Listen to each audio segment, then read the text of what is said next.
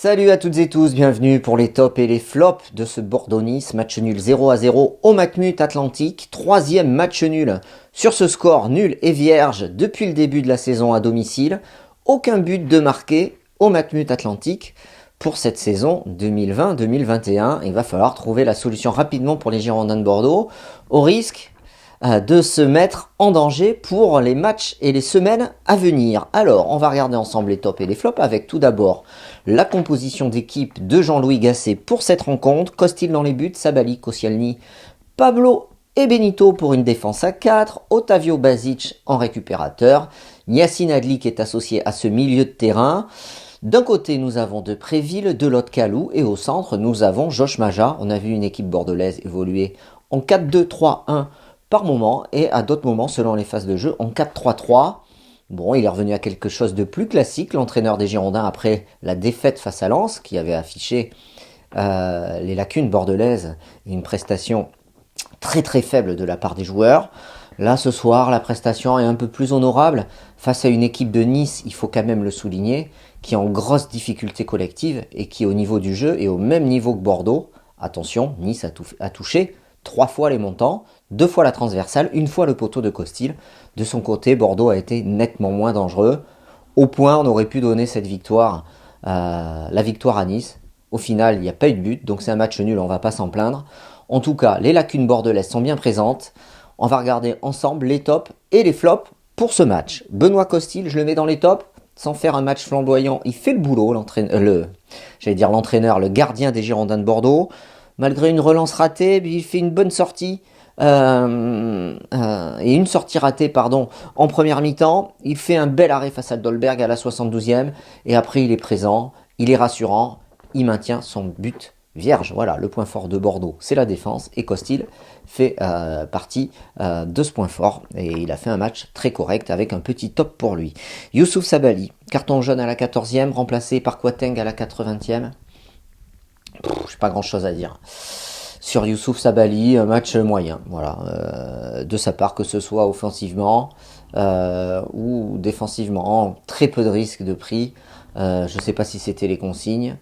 Alors c'est vrai qu'en première période, il a tenté d'apporter sur son côté droit avec un ou deux centres, mais on a vu des centres ratés de sa part. Il essayait de combiner avec Kalou, mais c'était fait trop peu et sans qualité pour que ce soit dangereux pour le but et pour l'équipe niçoise. Voilà, donc match très moyen. Laurent Koscielny au top, de belles interventions, bon dans les duels, dans la relance. Un bon Laurent Koscielny qui s'est racheté de son match raté face à Lens. C'est un top pour lui.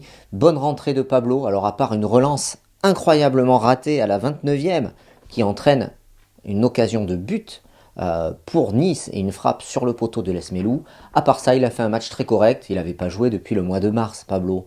Donc c'est ça, il a joué toute la rencontre et ça c'est de bon augure pour les Girondins de Bordeaux qui pourront compter pour le prochain match sur Pablo et sur Paul Bass. Jean-Louis Gasset devra faire le choix entre ces deux joueurs pour accompagner Koscielny. Loris Benito, match moyen, voilà, trop peu offensivement, très peu de risques, n'a accompagné quasiment aucun ballon, voilà. Donc il a essayé de centrer par moment, mais c'est un peu à l'image de Sabali, c'est fait trop rarement dans ce collectif bordelais, à la peine, notamment en ce qui est, pour ce qui est question de l'organisation offensive. Alors c'est vrai que défensivement on est en bloc, on attend, bloc bas, bloc médian, pas bloc bas, bloc médian. On attend et on se contente après soit de récupérer le ballon, de faire tourner, soit de contrer, mais on est vraiment trop lent dans les contres. Donc nos deux latéraux, Sabali et Benito, je trouve, n'ont pas apporté assez au jeu offensif des Girondins. Otavio, match moyen pour Otavio. Voilà, Otavio classique, pas mis en danger par les attaques adverses. N'a pas joué vers l'avant, n'a pas accompagné les ballons, c'est dommage pour lui. Donc ça fait un match assez moyen de sa part. Basic, une des rares éclaircies dans la grisaille bordelaise, c'est Thomas Basic et sa capacité à éclairer le jeu sur un jeu long, sa capacité à accompagner le jeu de l'avant et sa capacité à frapper au but. 2 ou 3 frappes, certaines cadrées. C'est dommage, ça n'a pas fait mouche. S'il avait pu apporter un peu plus, cette grinta qui manque au Bordelais, mais ça aurait bien aidé l'équipe. En tout cas, c'est un des rares à faire la différence et avoir cette clairvoyance offensive et ce jeu vers l'avant dans l'équipe bordelaise. Il y a 2 joueurs qui ont ça. Aujourd'hui, c'était Basic et le second, c'est Kalou. On va en parler juste après. Voilà, donc petit top pour lui pour sa prestation. En espérant que ce soit pas son dernier match sous les couleurs des Girondins, parce que vous le savez, le mercato se termine lundi prochain. Est-ce qu'il partira après le match face à Dijon ou est-ce qu'il partira avant ou est-ce qu'il partira pas? On suivra ça de près sur Web Girondin pendant la semaine. En tout cas, petit top pour lui. Nicolas Depréville, en retard sur le centre de Kalou dans les 5 premières minutes. Il y a une énorme occasion de but pour les Girondins de Bordeaux. Déclenché par Kalou, il est en retard. Il se fait devancer par son défenseur. Le ballon est mis en retrait, ras de terre 6 mètres. Il n'arrive pas à la reprendre. Une frappe à la 9e. Beaucoup de déchets dans la passe. On le sait, c'est pas son fort. La transmission, la passe. Qualité technique, du déchet dans les coups francs aussi pour Nicolas Depréville. Match très moyen de sa part. Voilà. Remplacé par Briand à la 80e minute. Yacine Adli. Alors, Yacine Adli. C'est la saison où il doit confirmer. Ça va faire 1 an et demi qu'il est à Bordeaux. Il doit confirmer, il a du temps de jeu, c'était sa première titularisation. Et Yacine Adli joue toujours à un rythme bas, je trouve. Un rythme lent. Il ralentit les actions, il ralentit la transmission de balles.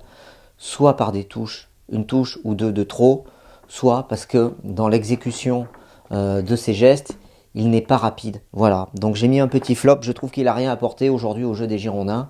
Ce qu'on attend de lui, c'est sa clairvoyance, son animation du jeu, sa transmission de balles dans la transition offensive, et là il ne l'apporte pas. Pour moi, c'est un flop. Sur ce match, Yacine Adli remplacé par Bakwa à la 83e. Samuel Kalou, petit top aussi pour Kalou pour sa première période. Vraiment le seul Bordelais avec Basic. Mais Kalou, je trouve c'est un cran au-dessus de Basic parce que il fait la différence sur son côté droit, dans le dribble, dans la percussion. C'est lui qui amène les 2 occasions de but de la première période, notamment cette première dès les premières 5 minutes. Et j'ai eu l'impression qu'on s'en remettait peut-être un peu trop à Kalou. On lui passait le ballon sur son côté droit et puis on attendait qu'il fasse la différence. Non, il faut, je pense, l'aider à porter plus collectivement dans les transmissions, les dédoublements. Et ça, il n'y en avait pas. En tout cas, Samuel Kalou, lui, il a répondu présent. Il s'est un petit peu éteint en deuxième période. Et c'est quand même un petit top pour lui pour ce match. Josh Maja. Alors, Josh Maja n'a quasiment pas eu de ballon. Alors, il y a ce ballon de but sur corner en première mi-temps où il est surpris. Il doit la mettre au fond, hein. Et il n'arrive pas à s'en dépêtrer, elle lui arrive mi-hauteur et il ne peut pas s'en sortir, il est dans les 6 mètres, il ne peut pas la pousser au fond. À côté de ça, il n'a pas eu d'autres occasions. Il est servi dans la surface, mais il n'est pas bien servi. En première période où il a des défenseurs devant lui, il tente de tirer ses contrées.